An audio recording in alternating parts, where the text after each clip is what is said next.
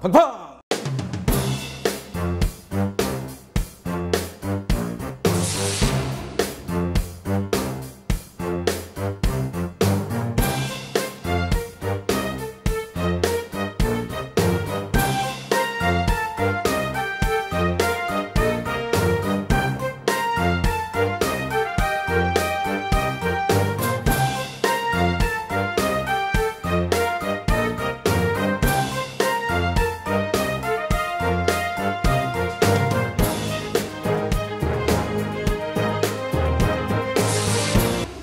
전 이설영입니다.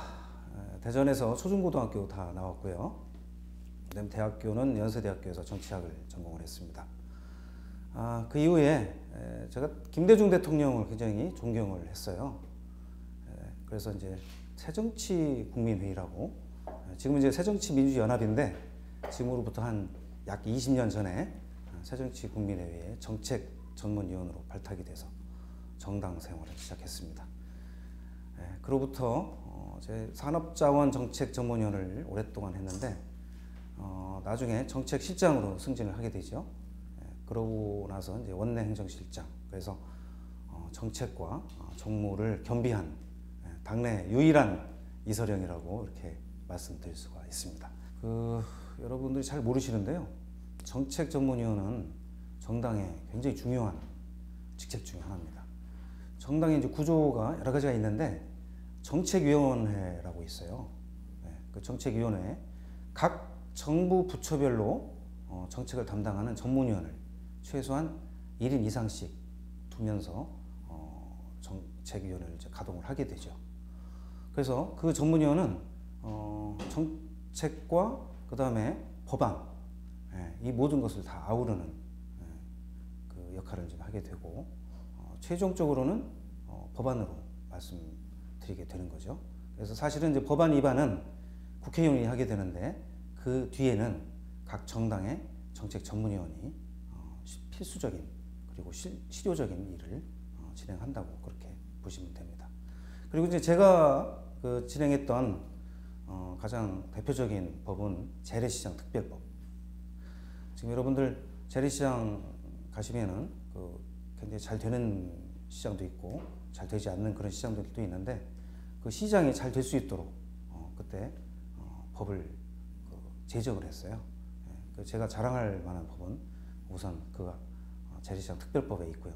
그다음에 뭐 기술이전 특별법이라든지 관련된 여러 가지 법들을 제가 제 손에 거쳐갔습니다. 그러니까 그 일반적인 시민들이 생각할 때 법은 이제 국회의원이 만드는 걸로 그렇게 이제 알고 계시죠. 근데 국회의원 혼자서 그거 어떻게 다 하겠습니까? 근데 국회의원 보좌진들이 또 있어요. 그래서 국회의원 보좌진들이 또 하는 역할이 있고, 저희 각 정당의 전문위원들이 하는 그 역할이 또 따로 있습니다. 그래서 정당의 전문위원들은 주로 당론으로 발의할 수 있는 법안들, 그리고 당의 총의를 모아서 할 수 있는 그런 법안들, 그리고 될 수 있으면 국민 전체 이익에 관련된 법안들, 그런 법안들에 한해서 특별한 작업을 그렇게 진행을 하죠. 굉장히 중요한 자리네요. 굉장히 중요한 자리입니다. 네. 그뿐만이 아니고 정책 분석을 또 하죠. 물론 정책 분석을 통해서 법안으로 또 연결이 되는 부분이 있는데, 그 정책 분석 부분은 굉장히 중요한 부분입니다. 왜냐하면 지금 현 정부에서 집권당일 경우에는 현 정부하고 협의를 해야 되고, 야당일 경우에는 현 정부에서 진행하는 법안 또는 정책에 대해서 평가를 해서 그 부분에 대해서 어떻게 대응할 것인가 하는 답이 나와야 되기 때문에 그런 모든 부분들을 진행하는 것이 정책 전문위원이죠. 그 정당이라는 기본적인 구조는 가장 천병적인 역할이 하나 있어요. 그게 뭐냐면 지역 주민들의 이익, 그리고 지역 주민들의 의사와 관련된 부분들을 끌어모으는 역할을 하는 데 있습니다. 기본적으로 당협위원회, 저희 민주당은 당협위원회라고 하지 않고 지역위원회라고 하죠. 이 지역위원회에서는 그러한 지역민들이 갖고 있는 현재 문제점, 민원, 그 다음에 해결해야 된다고 요청하는 사항들, 이런 부분들을 전부 모으죠. 모아서 그거를 하나의 의제로 설정을 합니다. 그 다음에 이제 시당과 중앙당을 통해서 법안으로 만들 수도 있고 특별한 정책으로 만들 수도 있고 하는 그러한 절차를 진행을 하는 기초적인 역할을 한다고 보시면 됩니다. 지금 서민들이 굉장히 어려워하는 것 중에 전세하고 월세 가격이 굉장히 높아지는 그런 문제점이 있죠. 그래서 전월세 가격에 대해서 좀 제한을 좀 해줬으면 좋겠다라는 민원이 많이 들어왔어요. 지역 다니다 보면 또 그런 부분들에 대해서 도대체 해결책을 좀 만들어 달라 이런 그 주민들도 굉장히 많으셨고, 그래서 제가 중앙당에 그 만들어서 보내드린 게 전월세 피크법, 일종의 전월세 상한제라는 법인데 그 법을 특별법을 만들어서 좀 제한을 할 필요성이 있겠다, 이런 제안을 좀 했었던 적이 있는데 대표적인 것 하나만 그렇게 소개를 드렸습니다. 정치는 어렵게 생각하면 굉장히 어려운데 쉽게 생각하면 또 굉장히 쉽게 다가갈 수가 있습니다. 저는 정치를 주민과 함께 생활하는 것 자체가 정치라고 생각합니다. 나 혼자 생활하는 것이 아니고 주민과 함께 공동체 속에서 호흡하는 것, 그 자체가 정치고, 그 속에서 나타나는, 등장하는 다양한 문제점들, 갈등, 협력해야 될 부분, 이런 부분들을 같이 해결해 나가는 그것이 정치다, 이렇게 말씀드릴 수가 있겠습니다. 중구하면 지금도 가슴이 답답합니다. 옛날에 정말 다 잘 나갔던 그런 도시였고 대전의 중심축이었는데 정말 너무 안타깝죠. 도시를 볼 때 전체를 아울러 보는 그랜드 디자인을 할 수 있는 안목이 필요하다고 봅니다. 근데 지금까지 정치인들 중에 그런 그랜드 디자인을 가지고 중구에서 정치를 하신 분은 뵌 적이 없었던 것 같아요. 저는 중구를 대전의 뭐 5개 구 중에 하나, 이걸로 볼 것이 아니고 중구 하나가 대전이다 라는 전체적인 차원에서 볼 필요성이 있다. 이런 차원에서 중구를 새롭게 개조해야 된다고 하는 뭐 그런 생각을 갖고 있는데, 의장님이 뭘 좀 잘못하신 거다? 네, 의장님, 강창 의장님 저 개인적으로는 굉장히 존경합니다. 호탕하시고 아주 큰 그 정치인이시죠. 대전에서 배출하기 힘든 그런 정치인을 되신 그런 분이신데 마지막에 조금 안타깝습니다. 왜냐하면 대전에서 국회의장까지 만들어냈잖아요. 그래서 국회의장 만들어냈는데 그 국회의장으로 된 만큼의 일종의 피드백이라고 할까요? 그만큼의 어떤 혜택을 중구 주민들이 못 느낀다고 지금 생각을 하는 것 같습니다. 예산을 못 따왔다. 아니요, 뭐 굳이 예산이라는 뭐 돈 문제보다도 정치인이 갖고 있는 기본적인 활동 반경과 역할이죠. 국회의장이 되셨다고 해서 지역구를 방치하시면 안 되잖아요. 그 부분에 대한 중구 주민들의 반발, 그 다음에 실망, 이런 것들이 굉장히 컸던 걸로 그렇게 알고 있습니다. 네, 그렇잖아도 저희들이 지난 2월부터 호남선 KTX 30% 이상 관철할 것, 그 다음에 그 수서발 KTX 있죠? 그 이제 내년에 개통될 텐데 수서발 KTX 한 30% 정도 배정할 것, 이 두 가지를 핵심적으로 요구를 했어요. 근데 요구했다는 건 어떤 식으로? 이제 국회의원을 통해서 국토교통부에 다 전달을 했습니다. 근데 문제는 그 국토교통부가 좀 꼼수를 썼던 것 같아요. 우선 지금 호남선 KTX 배정을 확 줄인 것뿐만 아니라 익산에서 끝냈지 않습니까? 그러니까 대전에서 광주를 가려고 하면 익산에서 갈아타야 되는 그러한 이상한 현상이 발생이 됐어요. 물론 호남 쪽의 요구 사항 때문에 그런 이상한 결론을 내리신 것 같은데 분명히 문제점이 큰 결정입니다. 그래서 첫째는 호남선 KTX가 대전에서 광주까지, 목포까지 중단되지 않고 연결돼야 되는 점, 관철해야 되겠습니다. 두 번째는 수서발 KTX인데 수서발 KTX 서대의 정차역을 서대전역으로 한다는 명문 규정이 없어요. 네. 그 내용을 가지고 한국철도공사에서 서대전역을 경유하지 않더라도 지금 할 말이 없게 됐습니다. 자, 이 부분 국토교통부하고 정말 끈질긴 협상을 통해서 관철을 해내야 될 것 같고요. 그래서 그 천병에 이사령이가 앞장서서 해내겠다 이런 말씀을 드리겠습니다. 그 사는 지역의 문제는 정말 기본적인 문제 아닙니까? 예를 들어서 뭐 갑자기 낙하산으로 어느 지역에 갔다 그러면서 주소만 옮겨놓고 그 다음에 뭐 전세를 뭐 하나 대충 얻어놓고 그 다음에 정치를 하겠다. 기본이 안 돼 있는 거죠. 네. 제가 지금 살고 있는 곳은 이제 목동 올리브힐 아파트고요. 네. 거기 이제 어머님 모시고 그렇게 같이 살고 있습니다. 물론 제 아내는 이제 직장 때문에 왔다 갔다 이제 하고 있는데 그렇게 같이 살고 있죠. 그래서 특히 이제 목동 이 지역은 제가 어렸을 때도 좀 산 적이 있었어요. 네. 그 옆에 물론 중촌동 쪽에서 살았지만 그렇기 때문에 그 정감이 굉장히 많이 가는 그런 동네입니다. 박근혜 대통령의 승부 수를 던지신 것 같은데요. 한마디로 시대착오적인 문제가 지금 진행이 되고 있는 거죠. 말이 안 되는 일을 지금 하고 계시는 겁니다. 이미 유엔에서부터도 얘기를 했고, 그 다음에 본인이 몸담고 계셨던 여의도 연구소에서도 거민정 교과서로 가는 것이 앞으로 시대적 추세고 바람직한 길이다라고 했고, 본인 스스로도 아마 그렇게 말씀하신 걸로 기억합니다.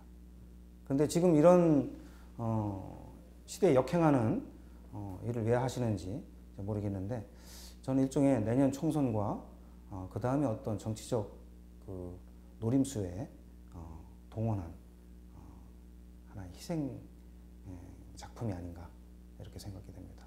그렇지 않습니다. 준비 많이 했죠. 준비 많이 했고, 왜 국정화가 되면 안 되는지, 그리고 왜 거민정 체제로 가야 되는지에 대한 논리적 근거, 그리고 자료 이런 거 많이 만들어서 언론에도 배포했고 대국민 설명도 했습니다. 그런데 문제는 뭐냐면 이 부분에 대해서 이제 언론이 제대로 반영을 안 해주시는 부분이 좀 있어요.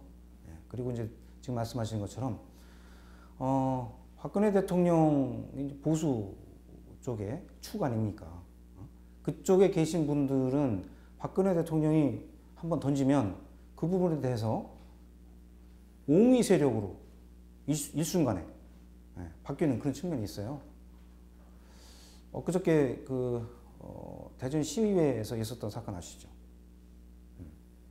새누리당 대전 시의원들이 교과서 국정화에 대한 부분은 분명히 문제가 있다라고 정리한 부분에 대해서 동의를 했다가 나중에 입장을 번복했지 않습니까? 그 얘기는 뭐냐면 기본적인 상식이 있다는 거죠. 자, 기본적 상식이 어떻게 흘러가야 되는 건지는 누구도 다 잘 알고 있다는 거죠. 근데 박근혜 대통령이 던진 정치적 노림수에 다 엮여 드는 겁니다. 거기에 안타까울 뿐이죠. 네. 그러면 박근혜 대통령은 정치를 잘 하시는 거네요. 잘 하시는 거죠. 네. 제가 여기서 이 말씀 드릴게요. 새누리당은 연전연승하는데 새정치연합은 왜 이렇게 연전연패할까? 라고 누군가 저한테 의문점을 던지면서 본인이 스스로 답을 주더라고요. 그 답이 뭐였는지 아십니까? 새누리당이 정치는 잘 못하는 것 같은데 선거는 잘하는 것 같다. 그런데 보수주의자 입장, 또 보수 쪽 그룹의 입장에서는 정치를 무지하게 잘하는 거예요. 네, 기가 막힌 거죠.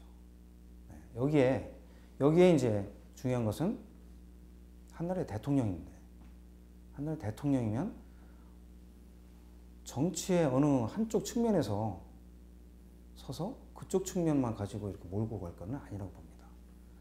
국민의 대통령이죠. 그리고 우리가 박근혜 대통령을 뽑아줬을 때는 국민을 통합시키라고 뽑아줬는데 이분을 좀 분열시키고 계시지 않습니까? 이분이 국정화라는 논리를 제시하지 않았으면 이렇게 분열되지 않았어요. 네. 안타깝습니다. 한 가지 더 말씀드릴까요? 적절한 비유인지 모르겠는데 우리가 이제 가전제품이 굉장히 발전을 하고 있지 않습니까? 흑백 TV 보고 오다가 컬러 TV로 바뀌었어요. 어느 날 갑자기 야, 컬러 TV 안 되겠다. 다시 흑백으로 돌아가. 이거 됩니까? 말이 안 되는 거죠. 적절한 비유인지 모르겠습니다만 어쨌든 저는 그렇게 말씀드리겠습니다. 우리가 진공관 F도 즐겨 듣는 사람도 있고 네. LP도 들으려고 하는 사람도 있어요. 그게 나쁜 건가요? 비유에 TV로 기기를 비유를 준다면 아니죠. 강요하는 데 문제 있는 거죠. 네. 네. 강요하는 것 그렇죠. 네, 네. 어떤 식으로 강요를 하나요? 국정화 자체가 강요죠. 네. 왜냐면 민주적 절차가 아니다. 아니 사회적으로 합의된 성숙된 사회에서 만들어지는 여러 가지 다양한 교과서가 나와 있지 않습니까? 그걸 선택할 수 있는 권리를 박탈하는 건데. 네. 혹시 모르겠어요. 이분들이 뭐 정치가 어떻게 펼쳐나갈지 모르겠는데 국정화 교과서도 뭐 하나의 교과서, 그 다음에 거민정 교과서도 뭐 하나의 교과서 이런 식으로 해서 시장 경쟁 체제에 맡겨 주실지도 난 그건 모르겠습니다. 근데 시장 경쟁 체제에 맡겨 주시면 뭐 그거는 뭐 저는 있을 수도 있다고 봐요. 근데 지금 하고 있는 행태를 보면은 거민정 교과서는 인정을 안 할 태세인데 국정화 교과서 하나로 가는 거 아니겠습니까? 전체주의 국가에서나 나타날 수 있는 일이죠. 네, 여몽철 전 시장님에 대해서는 저는 뭐 그렇게 큰 무게를 두지 않습니다. 우선 다른 시민들이 염 전 시장님에 대해서 어떻게 생각하시는지는 잘 모르겠는데요. 제가 그렇게 존경하는 인물이거나 또는 정치적으로 뭐 그렇게 큰 비중을 가지고 이렇게 지켜봐왔던 그런 인물은 제가 아니었거든요. 제 개인적으로는. 근본적인 문제가 있는 부분들이 있어요. 뭐냐면 정체성이 없는 분입니다. 열린우리당에도 같이 계셨어요. 옛날에 열린우리당에서 중소기업 특별위원장을 맡아서 하셨죠. 그 정부기구입니다. 그랬다가 선진당 또 옮기셨다가. 그러니까 뭐 당적이 도대체 혼란스러워요. 정치를 시민을 위해서 그냥 정치를 하기 때문에 나는 어떤 당을 가든지 상관이 없다. 뭐 이러실지도 모르겠는데 저는 근본적으로 그는 정치적으로 문제가 있다고 봅니다. 그래서 이분이 원래 선진통일당이었나요? 선진통일당하고 새누리당하고 합당한 거지 않습니까? 그죠? 그러니까 원래 합당했기 때문에 원래 새누리당이었고 그 새누리당에 계셨던 분이 지금 새누리당에 어떤 한 역할을 맡으신다는 거에 대해서야 뭐 그거 자연적인 거 아닌가요? 네. 그에 대해서 저는 뭐 뉴스가 되는 것도 이상하고 제가 요즘 쓰고 있는 캐치프레이즈가 하나 있어요. 강한 정책, 맛있는 정치. 네, 거기에 저희 장단점이 다 녹아 있다고 생각을 합니다. 우선 저는 이제 정책 전문가로서 사실은 자타가 공인하고 있다고 이렇게 강하게 말씀드릴 수가 있고요. 아까 말씀드린 것처럼 대전 중구의 그랜드 디자인이 없다. 네, 그 부분은 정말 강력한 정책적 드라이브를 걸 때가 왔다 하는 부분을 말씀드리고 싶고요. 또 하나는 서민과 또는 주민과 공동체 내에서 함께 생활하면서 만들어가는 그런 삶 자체가 정치인데 그 정치를 같이 음미하면 음미할수록 맛있는 그런 정치로 만들고 싶다. 그리고 그렇게 만들어 갈 수 있는 자신감과 역량이 있다라는 것이 저희 장점이라고 이렇게 말씀드리고 싶고요. 그 다음에 중앙당과의 관계는 뭐 이루 말할 수 없이 좋은 관계이기 때문에 중앙정치와 이 지역과를 연결시키는 부분에 있어서도 누구보다도 큰 역할을 제가 해낼 수 있을 것이다. 이렇게 자신 있게 말씀드릴 수가 있습니다. 조금 약한 부분이다. 라고 하는 부분은 제가 정말 부지런하게 이렇게 지역을 뛰어다니면서 이렇게 주민과 호흡하고 말씀드리고 나누고 이렇게 되는데, 제가 지금 하고 있는 게 워낙 많다 보니까 그 부분이 조금 소홀히 되는 부분이 있습니다. 그래서 미처 인사드려야 되는 분인데 인사드리지 못한 부분들이 생기더라고요.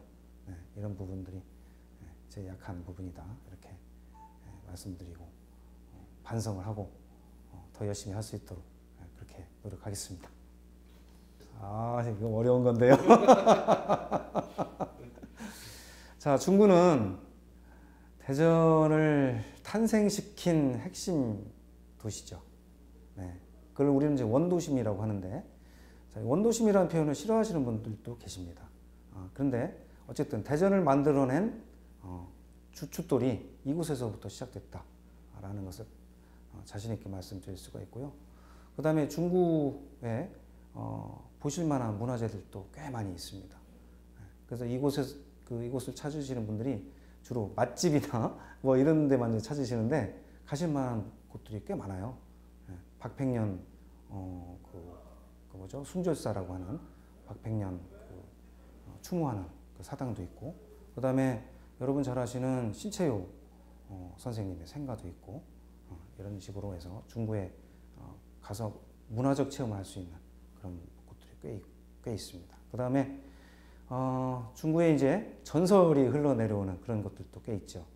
저쪽 부사동 가면은 부사 칠성놀이를 합니다. 네, 그러니까 칠성놀이가 옛날에 삼국시대부터 있었던 전설에 따라서 하는 그런 고장이거든요. 네, 그래서 그 현장에 가면 또 그런 옛날 전통적인 그런 것들도 느끼실 수 있고 그렇습니다. 그 다음에 중구는 아무래도 원도심이기 때문에 원도심이 갖고 있는 향기가 있어요. 네, 그 향기를 맛보실 수 있습니다. 어디를 가시면 맛보실 수 있느냐? 옛날 구 충남도청에 관사터가 있습니다. 네, 관사터에 가시면 중구의 옛날 향기 이런 것을 맛보실 수 있다고 자신 있게 권해드릴 수가 있습니다. 그리고 이제 마지막으로 맛집이나 뭐 이런 가실만한 카페 이런 것들도 추천해드릴 곳이 있는데, 제가 대표적으로 추천해드리고 싶은 곳이 저쪽 선화초등학교 있죠. 선화초등학교 옆에서 이쪽 목척시장 쪽으로 들어오다 보면 옛날에 대전시장, 그러니까 일제시대 때의 대전시장이죠. 일제시대 때 대전 부윤이라고 했다고 하는데, 그 일제시대 때 대전 부윤이 살았던 관사 건물이 있습니다. 그 관사 건물이 지금은 카페로 바뀌어서 지금 운영을 하고 있어요. 이런 곳도 한 번씩 이렇게 돌아보시면 중구에 대한 문화체험 만끽하실 수 있을 것이고, 이곳이 대전을 탄생시킨 중핵도시구나 라는 것을 느끼실 수 있을 겁니다. 네. 마지막으로 뭐 하고 싶은 얘기 짧게 해주십시오.